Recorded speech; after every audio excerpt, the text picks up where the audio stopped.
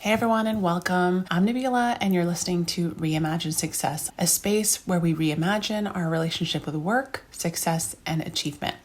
We explore the stories, strategies, and struggles of leaders, high achievers, and everyday people who are trying to redefine what it means to thrive across the domains of our lives. For everyone who's here for the very first time, it's wonderful to have you here. And if you're returning and you're a regular subscriber, thank you for coming back. In this week's piece, I'm sharing a reflection that was sparked by something as simple as a sandwich. After living and working in Sweden for over a decade, I got to experience the Swedish philosophy of Lagom. It's this idea of just enough and how it shaped everything from lunch to leadership. But what surprised me most was how it echoed a core principle from my own faith called the middle way. So in this article, I explore how these two cultures, Nordic and Islamic, both point us towards a gentler, more sustainable path to success, one that makes room for simplicity, comfort, and connection. All right, let's dive in. The culture of just right. 12 years working for a Swedish company, 2 years living in Sweden, one lifelong journey trying to figure out what enough actually means. It was during this chapter of my life that I was introduced to lagom, a deeply Swedish word that doesn't translate easily into English. Lagom is about balance, not in the trendy wellness kind of way.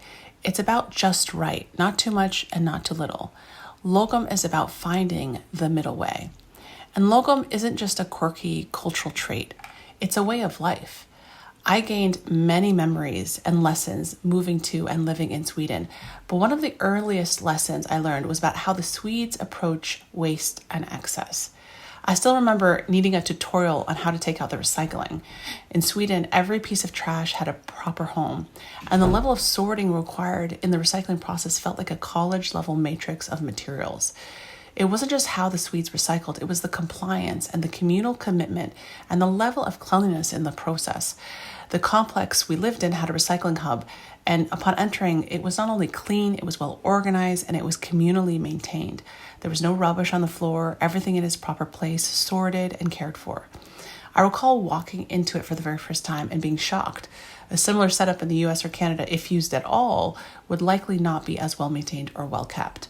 I later came to realize that part of the reason it was possible to maintain such an elaborate system of sorting was not only the commitment to recycling, but also that there was less consumption, thereby less waste. You see, the recycling hub wasn't just about being green. It was a reflection of something more profound, a culture where excess is avoided, not just for the planet, but as a principle. Nothing is wasted. Everything is intentional. It's the same mindset that shows up in the food. I never forgot my first open-faced sandwich. I didn't only find myself asking, how do I eat this, with a fork or with my hands, but also, where's the other slice of bread? In North America, sandwiches are about layers of stuff, double-deckers, double the meat, double the cheese, palate high, drench it in condiments, and add a third slice of bread if you're feeling bold. But in Sweden, I was met with a simple question. Why do I need 2 slices of bread? 1 slice was enough. Actually, it was just enough. A piece of hearty rye bread, a slice of cheese, maybe some avocado or smoked salmon, a few crisp cucumbers, and a sprinkle of dill, and that was lunch. It was light by design. The effort of cooking was reserved for dinner when the family came together. It wasn't just about food, it was a way of thinking, a meal that served its purpose without overreaching. That tiny moment, a sandwich, held a quiet philosophy. Enough is enough. Lagom is evident in everyday life, from the clean, practical lines of furniture to the way people dress, the homes they inhabit, and the way they work. It's about function over flash, comfort without clutter, presence without pressure. And here's the thing, Lagom isn't about withholding joy. It's about redefining where joy comes from. The Swedes' philosophy of just enough is paired with a concept known as mys, or coziness. Think candles, warm socks, fuzzy blankets, shared meals, and slow Friday evenings with people you love. They even have a term for it. And forgive my Swedish, even though I worked in Sweden for 12 years, but it's called fredagsmys, cozy Friday. I'm going to have my Swedes correct me, so apologies in that. It's the feeling of being wrapped in sweet sheep's wool emotionally and physically. And it turns out when you stop chasing more, you have space for connection. You make room for comfort, community, and quiet. The Islamic version of Lagom, wasatiyyah.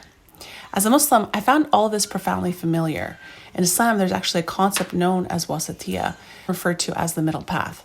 Scholars describe the concept of wasatiyyah as the space between excessiveness and laxity, and it's a term often translated as moderation or middle way. It's a concept central to Islamic teachings, but in my opinion, extremely difficult to bring to life. And honestly, I hadn't seen it practiced on a large scale until I moved to Sweden.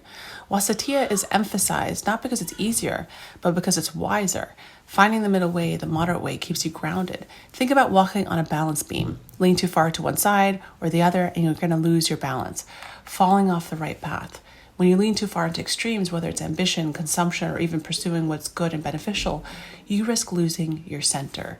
The middle way is where sustainability lives. It's the place where you can give everyone and ourselves our due rights. It's where you can respect the needs of your family, your body, your mind, your spirit, and your community. It's where your relationships thrive. It's where you're most human. Modern success worships the all-in mindset. Go big, go fast, go hard. But what if the real wisdom lies in knowing when not to go all in? When to pull back, when to leave space, when to say this is enough. While living in Sweden, I could feel the lagom, the wasatiyyah. People were not running around feverishly competing or racing over consuming or overproducing. There's a subtle contentment with just enough, with the middle way, with the moderate way, with giving everyone and everything its due right. This translates into fewer pieces of clothing in the closet, smaller homes, modest and practical furnishings, respect for the environment, and even manifests in conversation. Swedes don't engage in unnecessary idle discussion. You get on a bus in Malmö and it will be serenely quiet. Get on a bus in New York City or London and you can't hear yourself think. Lagom, like wasatiyyah, invites us to stop performing and start living, to stop filling our lives with more stuff and start filling them with more people. Less flash, more warmth. Less striving, more arriving. Less hustle, more genuine moments with the people that you love. If you're interested about learning more about Swedish concept of lagom, there's a little book that I've shared below that's from my bookshelf that does a good job explaining it. It's called Lagom, the Swedish Art of Balanced Living by Lena Dun. And the next time you make a sandwich, ask yourself, do you really need 2 slices of bread? Not just on your plate, but in your day, your schedule, your ambitions. Where are you adding more by default when 1 slice is right? Lagom isn't about living with less. It's about living with what's just right and filling the space left with coziness and joy.